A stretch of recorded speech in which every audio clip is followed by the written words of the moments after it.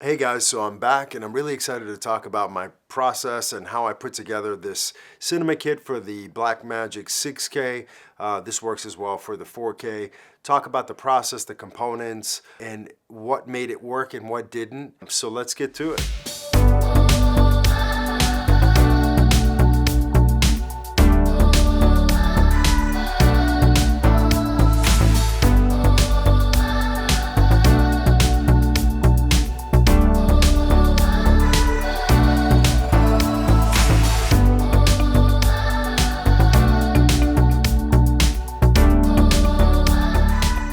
There's a lot of ready-made kits that you can buy, cages with the rails and even a follow focus. Shape makes one. I think it's for about $1,300. They're a pretty decent company. I really like their stuff, made well. So you can get started with doing something like that, or you can do components for a small rig, put those together yourself. But again, keep in mind these costs will add up. So let's say you're getting the 6K camera, which is gonna turn out to be after taxes like $2,700, $2,800, plus you're getting the kit and everything together with it and all the other components that go along with it. It will add up. So you wanna make some choices in the things that you need to buy. Most important things you should focus on though are lenses and a drive, things like that, just to get you started. I think a cage is inexpensive enough. That's the beginnings of it, and you can build it up slowly. So let's get into the components, why they worked, and just basically describe why I decided to go with it altogether. All right, so let's get started. This will work on your 4K or your 6K, and this is completely fully loaded, everything that I can possibly need. Don't need anything else. This rig is heavy as it is, but gives me all the flexibility on production that I need. Has every single component that I can think of that's going to get me through a day's shoot without having to struggle. So let's talk about the basic pieces here. So obviously it's the camera. We've got the 6K hooked up here. We've got the small rig cage, small rig handle, small rig tilted monitor adapter here. This helps me, you know, as I angle my monitor, I can go down, up, depending on the situation that I'm in. I've also got this small rig wooden handle. These guys are killing it these days. It's the cheapest thing around. Their quality is pretty good. So I'm really happy with what I've gotten from small rigs so far. So starting from the back, using Max Oak battery back here, but I also use the DNO batteries as well. Put that back here. We've got the JTZ kind of breakout box that is a VMount adapter, and what that allows me to do is hook up USB to it. Also a whole bunch of other 12 volt, 5 volt inputs, which basically literally powers everything on this camera. The only thing that's not powered on this camera and is still relying on AA batteries is these Sennheiser G2 lav mic kit, and that is it. The rest of it is all powered. So I've got this powered, the monitor powered, the camera powered, you know, the follow focus powered. Everything is coming from one battery, and it lasts for a full day shoot, which is incredible. I really like that. The Field World monitor, it's the ultra bright 2200 nit monitor, also powered by the battery. This is also giving me an out to the Holyland transmitter, and it's going out to the Holyland. That's being powered by the battery as well. Okay, so I've got the Rokinon 50mm lens. These lenses are great. I think they do the job. If I wanted to go with more expensive lenses, I can always rent those out. But for my use, I think they do a great job. So over here we have the Tilta Nucleus Nano system. It's been working really well. And what's great about this is I can take the actual follow focus here, the wheel, and take that with me when I'm using it with my BM5 monitor, and also the Holyland transmitter. So I have complete remote access here. It takes a little to get used to and how you set it up with your lens, otherwise it starts skipping. It's not like the strongest motor, but it does what it needs to do as far as focus. And I mean, the latency on it is very, very minimal, which is great. I've got this matte box that I mentioned before. It's kind of, I think it was a Genesis matte box. I got this kind of on a sale, on a whim. Didn't even come with a box, so I can't really recommend this particular one because I haven't seen it around. But you can get some, you know, depending on the prices that are out there, you know, anywhere between, you know, $100 to 300, and it goes into the thousands for some matte boxes as well.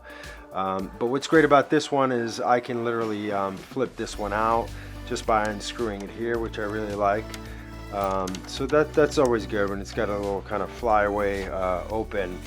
So I can change my lens without having to take the matte box off. So that's kind of a benefit for me, and it was great when I found this. So again, great little extra to have here.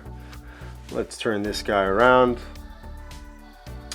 And again, this is the Nucleus Nano follow focus, really smooth, attaches on here. It has this little locking mechanism that came with it. Basically you can take that off, and I can take the wire out and remotely kind of control the follow focus here. So that's a nice little something. It locks in pretty tight too. Just got to make sure you really tighten it good, especially on the cage so it doesn't slip. So that's that. This is the Holyland Transmitter. This has been great because it's finally given me the ability to be able to kind of step away from the camera, control the camera completely without being right on the camera, and also giving this over to a client to see what we're shooting. And I can also, you know, take this and literally control everything from record, my light, exposure, all that stuff that you can record on the camera. The majority of it is on there, whatever it is that I need. Again, going back here, so you've got the JTZ. These are all the wires that are hooked up into here. I'm using one of the USB ports from this battery, but there is one on this JTZ as well, which I've occupied. So that's primarily the actual rig itself. I got this kind of plate over here, if you notice. I know it's really kind of like ginormous, but what I liked about that is when you're on your tripod and you're actually using your tripod, if your camera's not balanced, it's going to fall forward like really quickly like that. So what's great about these is that, one, it gives more stability to the camera.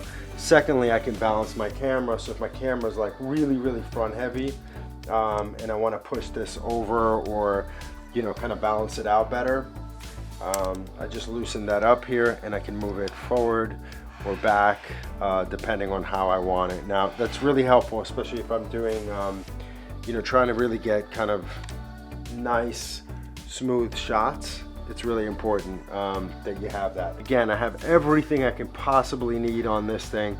Now it's obviously very heavy.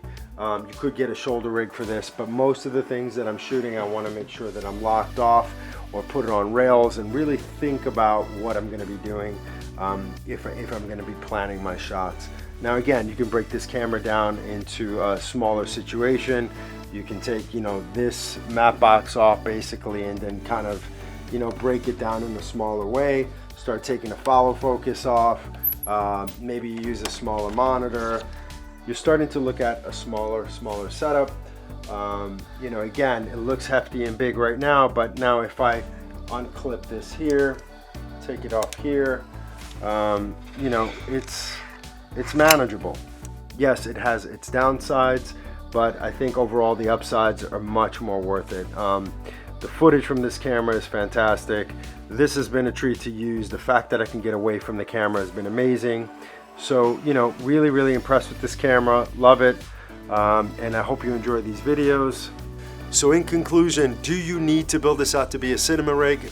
You don't have to if you don't want to and it doesn't fit your workflow. For me, I needed power all day. I needed one battery to power everything and every component that was on this camera. So for me, it makes a lot of sense.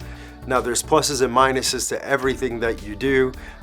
You know, building these cameras up, you know, is not the ideal situation. I would have loved to have everything kind of built in and ready to go, but as you know, in these smaller format cameras, that is not the case, and they do have limitations. But you have to kind of learn to work around them. Again, for me, it's image first. So thanks again for subscribing. Thanks again for watching. Thanks for the positive comments. I will see you guys next time. And don't forget to hit that bell button. I'll be putting up some new videos. The next ones I want to focus on is I have some lights that I want to talk about, specifically RGB versus using gels. Let's say, are they worth it? which one should you get, and just basically some cost saving advice on these products. I also wanted to talk a little bit about audio as well, and how I'm bringing my audio in now through this camera. It is different than what I was using before. I hope it sounds better, let me know, but I'll be talking about that as well. So thanks again guys, I will see you next time.